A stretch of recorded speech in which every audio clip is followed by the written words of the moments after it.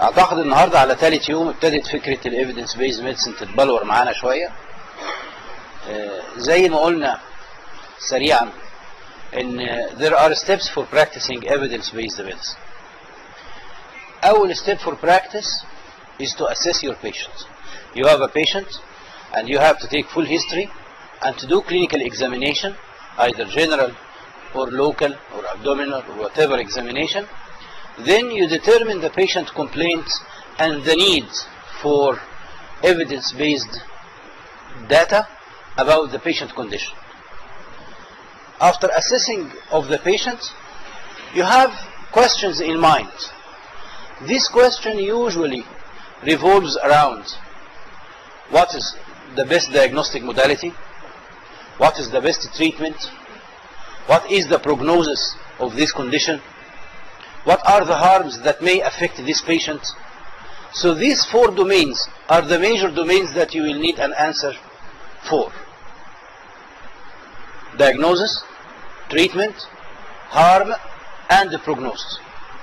So you start to formulate questions, and these questions has a specific format or a structure which is known as the PICO format. What is the patient problem?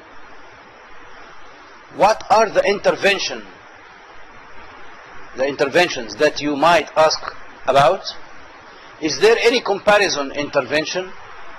And what are the outcomes that you are looking for? By formulating a PICO question, you start your searching for evidence. So the next step is to try to acquire the best evidence.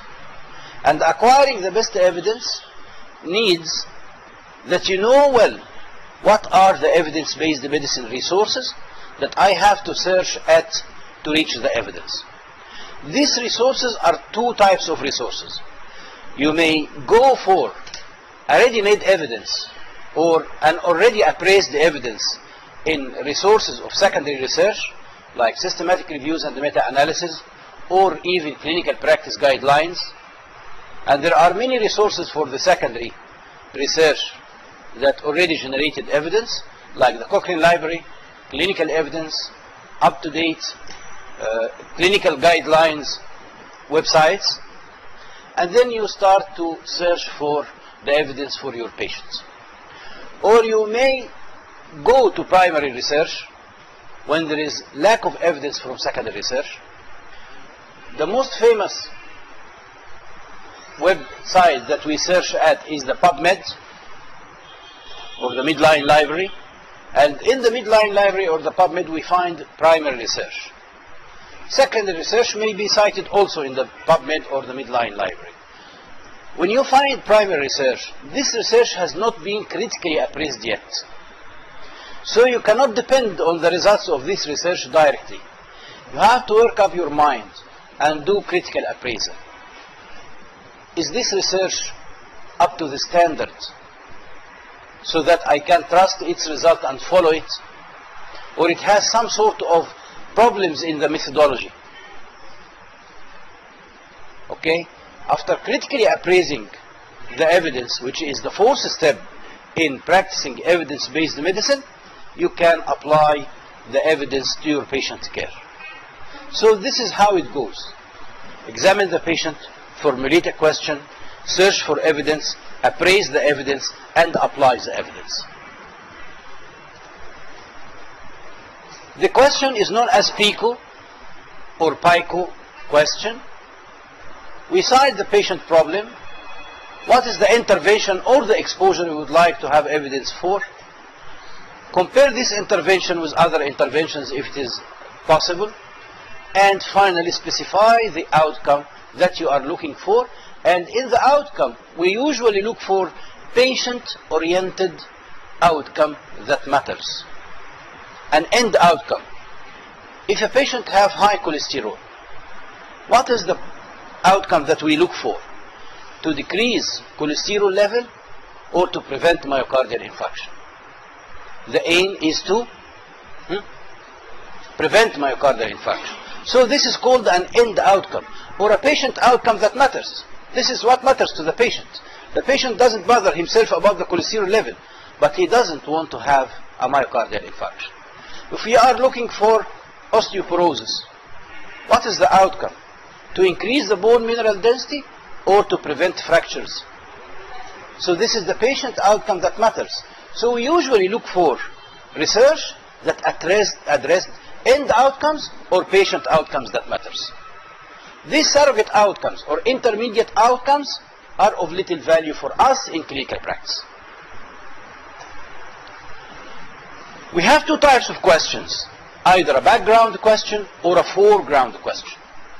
The background question asks about the pathology, the pathophysiology, the etiology of the disease, the mode of spread of certain diseases, etc., etc. Where can we find answers for background questions? In textbooks, exactly. So background question answers are found in textbooks. And they are very important for us as students, but as a clinicians, they have a secondary importance after the foreground questions. When we come to foreground questions, these are the PICO questions that we generate that ask about what is the best diagnosis or diagnostic modality, what is the best treatment, what are the harms, what are the prognosis. So we find foreground questions in evidence-based medicine websites that address primary and secondary research.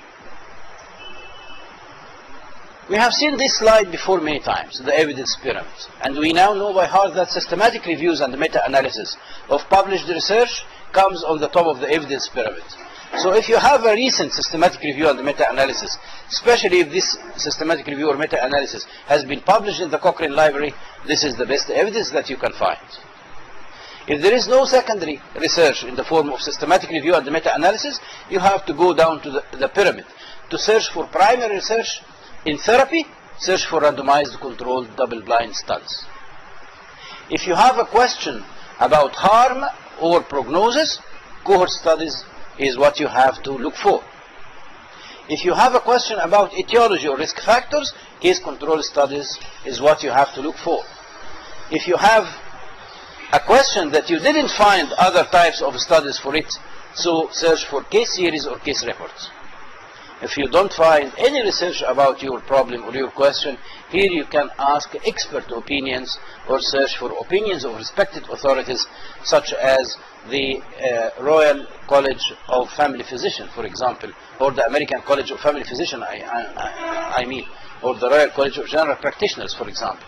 They publish guidelines for family physicians to follow.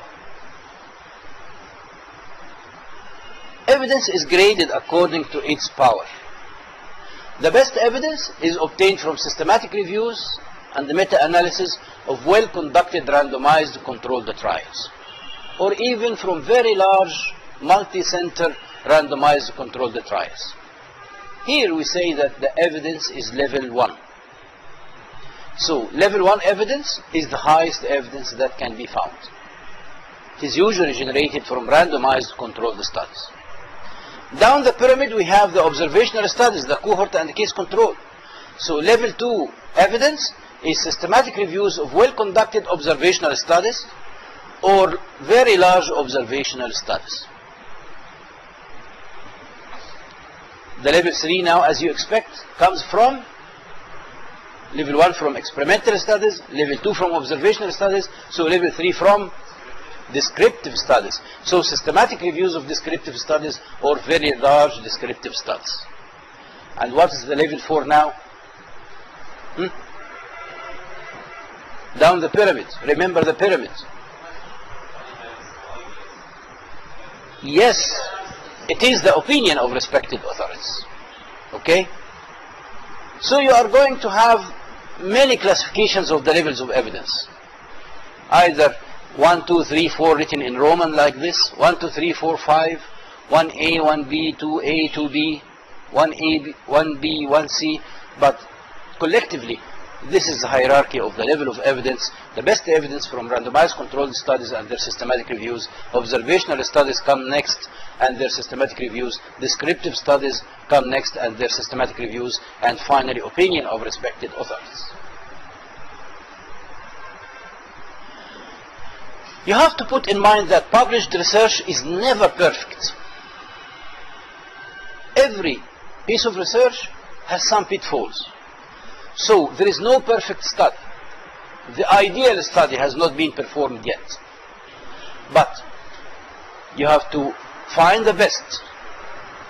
Prestigious journals or authors are never a seal of guarantee of quality.